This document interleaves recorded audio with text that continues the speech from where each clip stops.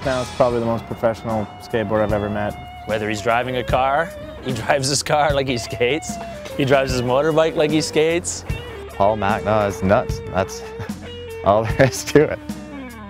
Originally come from the Kootenays. Cranbrook is where I grew up. I was born in Nelson, BC. I've got a younger brother and an older sister, so I'm a middle child. I had it pretty good, you know. I think I was about 6 or 7 years old. We'd set pieces of plywood up, like at the end of his driveway, and just kind of like go up and down it and up and down. We just thought it was the best thing in the world. Thrasher magazine was basically the only thing we kind of knew as far as skateboarding.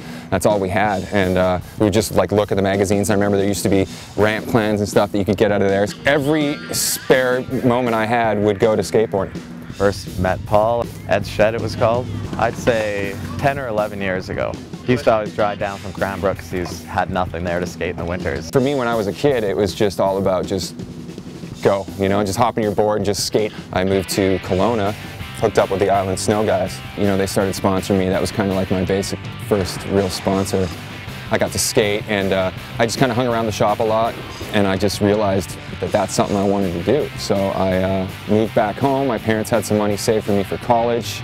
They agreed to let me use it to start a shop. Started it in '97, ran it for about 3 years. Anything Paul grabs and holds on to, he's going to do the best thing he can do about it. He's going to work hard at it. The era of like when I started my shop is when I kind of started figuring out about more sponsorship. Doing little trips with a friend of mine that has a license. Started bringing me out to Vancouver, and that's when I started skating parks out here. I realized, I think, when I met Moses and met those guys that there is such thing as a skateboard career. Vert skating, street skating, ramp skating, contest skating. Like back then there was kind of like, you know, there's like individual different things, and all I knew was just grab a board and go. And I remember Moses coming up to me again, started flowing me platinum boards and stuff, and from there he actually got me on the team.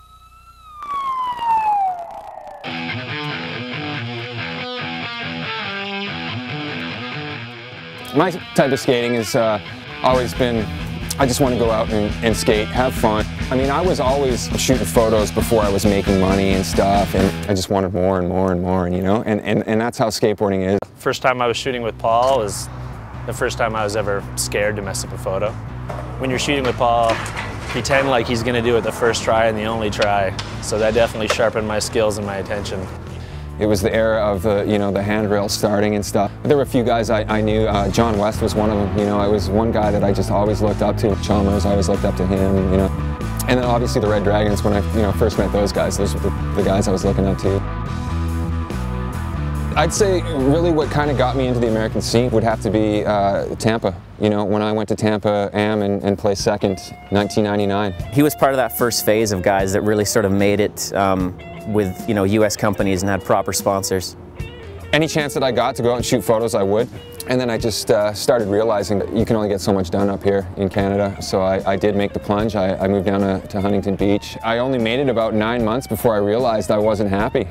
I'm a small town boy, I guess. I missed being able to just go to lakes, go out in the bush or do whatever. Once I moved back from Cali, I realized that I knew what I got to do to skateboard. I know what I got to do to film videos. I knew what I got to do to get in magazines. I can do it from Vancouver, where I want to be. Living in Canada or the States is irrelevant when you're skating as gnarly as Paul and getting as much work done as he does. My favorite all-time part, still to this day, is probably RDS video. Just skating with tons of good friends. You know, we did lots of good trips with the Red Dragons. We were just out having fun, and it turned out, and this video just happened. When Colin Moses edited the thing and gave me this epic part at the end, you know, it was just, I can make it in skateboarding.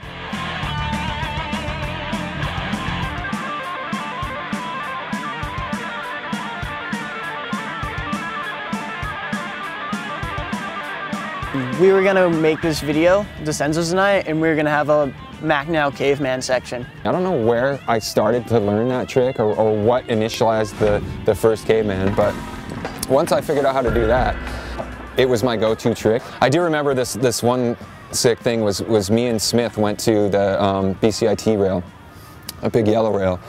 It was raining and we couldn't skate it, so me and him both cavemaned it. We didn't film it or anything, and then I remember after I was like, dude, me and you just cavemanned 18 steer back to back in the rain.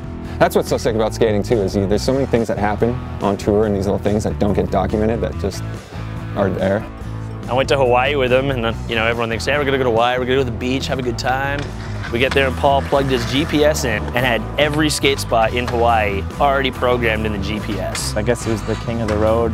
Darkstar had a team, and they went to this super gnarly, I think it was like a 27-stair rail. The guys were kind of over it, bugging Paul, and he was just like, let's just leave.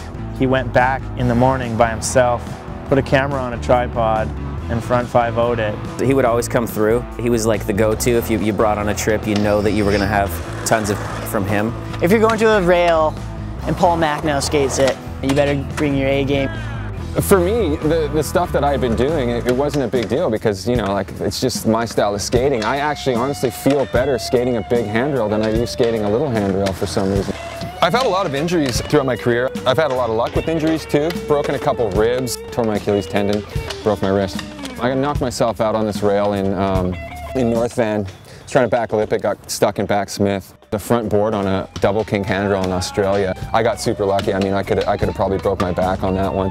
That was probably the scariest slam I ever had. That really got me into stretching and taking care of my body before I go out and wreck my body, basically.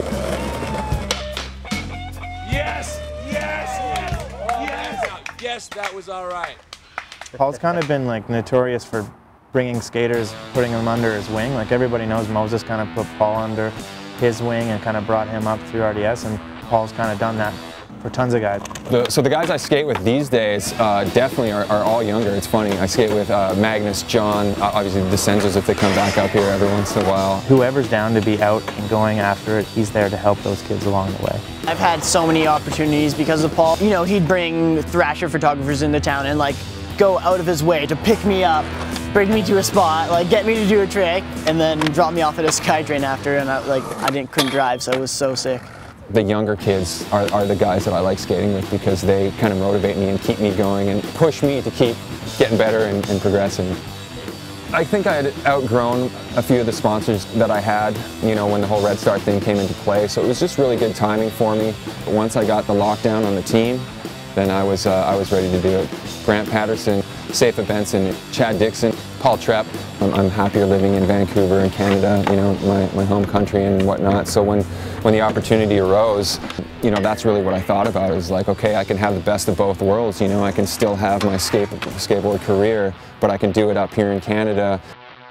Still, when I go out and get on a board and go to a park and just cruise it, there's nothing like it. There's nothing in the world that's like it. Working on the Shoot to Thrill project with Paul was one of my best experiences. Everyone thinks Paul's so serious. I mean, he obviously gets serious when he's skating big stuff or when he's like on a trip, but that just showed everyone like that he's got a great personality. He's really fun to hang out with. He was still motivating like Magnus and Ryan. All right, we're gonna all ollie black ice together. You know, if Paul wasn't there to do that, they probably would have found a way around it or something, but he's a take charge kind of guy. He's a good leader for sure.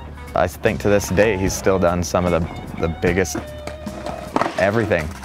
Whether it was like his United by Fate, like insane 9-minute parts, or what he did on the King of the Road or his Thrasher interviews, he's just like, worldwide he's recognized as one of those dudes. Like he's up there with Heath and like Reynolds and like those dudes who are just known for just jumping down, just having the craziest balls.